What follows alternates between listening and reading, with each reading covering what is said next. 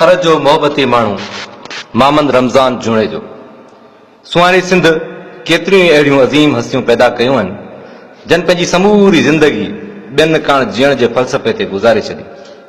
पंहिंजे जीवन जो हर पल ॿियनि जी भलाई बहितरी ऐं अचपे लाइ अर्पे छॾियो।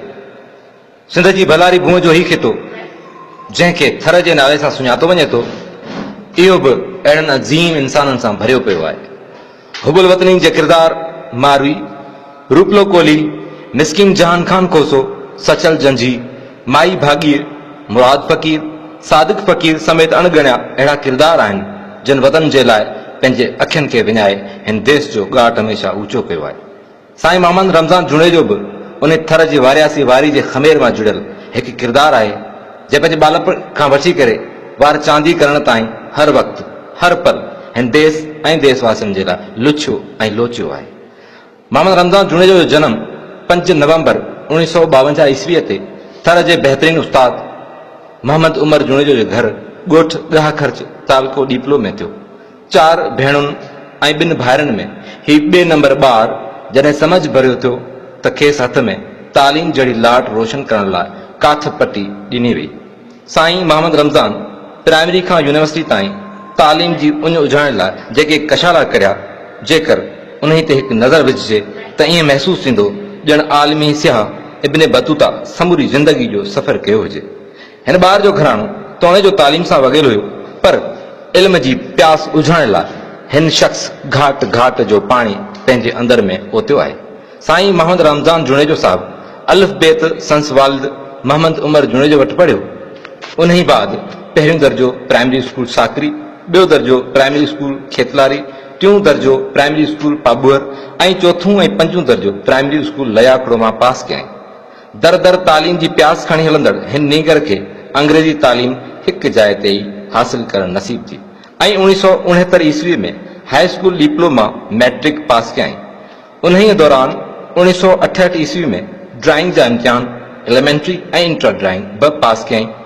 साल 1972 ईस्वी में शाद लतीफ़ कॉलेज मीरपुर ख़ास मां इंटर प्री मेडिकल जो इम्तिहान पास कयईं।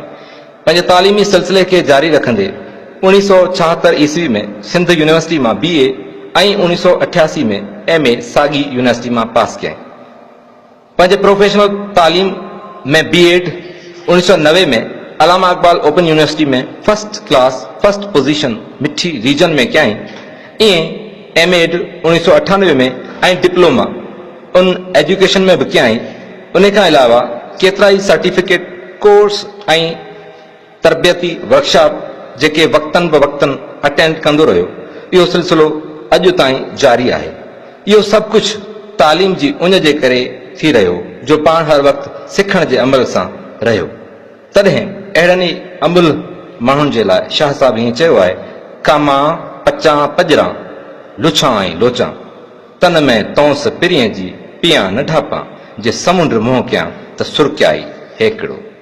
साईं मोहम्मद रमज़ान जुणेजो पंहिंजे पेशावराना ज़िंदगी जी शुरूआति 1972 ईस्वी खां कई।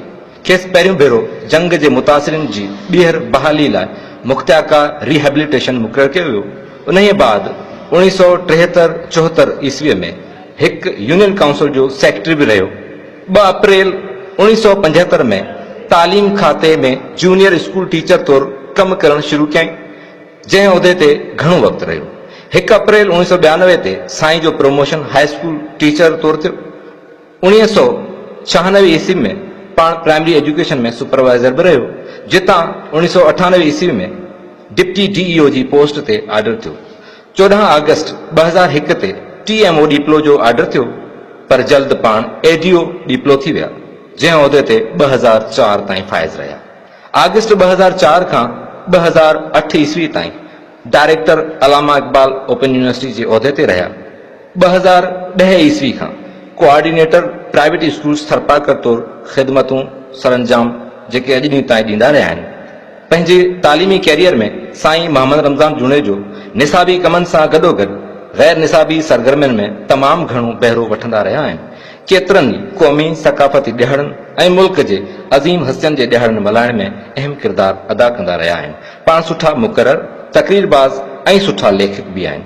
खेसि पंहिंजे वक़्त जा सुठा कंपेयर बि रहिया आहिनि। 1975 खां वठी केतिरनि ई प्रोग्रामनि जी कंपेयरिंग कंदा रहिया आहिनि।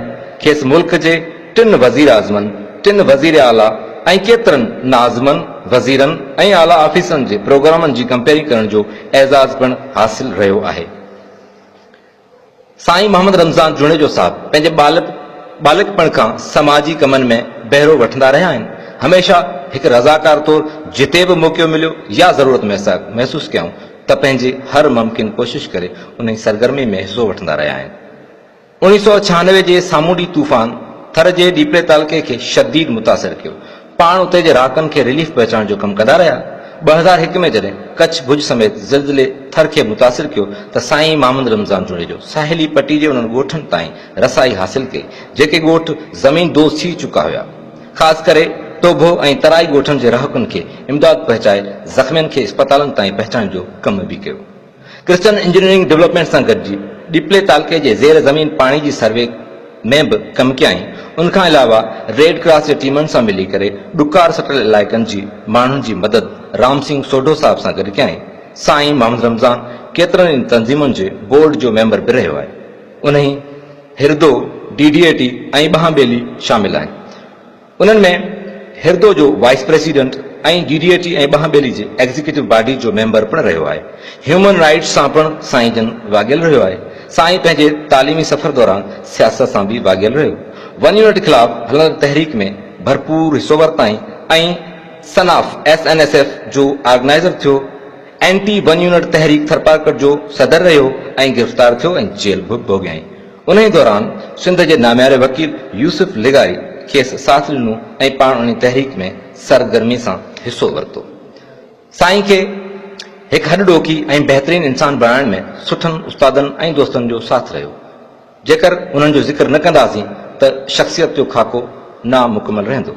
साईं मोहम्मद रमज़ान जुणेजो खे प्राइमरी में वालिद बुज़ुर्गवार, उन खां अलावा साईं तेजाराम, अल्लाह ॾिनो मेमण, मोहम्मद उस्मान खटी, मोहम्मद इस्माइल मेमण जहिड़ा उस्ताद वक़्त ब वक़्त मिलंदा रहिया। उन खां अलावा करीम ॾिनो जुणेजो, मोहम्मद उस्मान मेमण, साहिब ॾिनो मेमण, साईं हमीर चंद ऐं ईसरदास जहिड़ा उस्ताद हाई स्कूल ताईं मिलिया।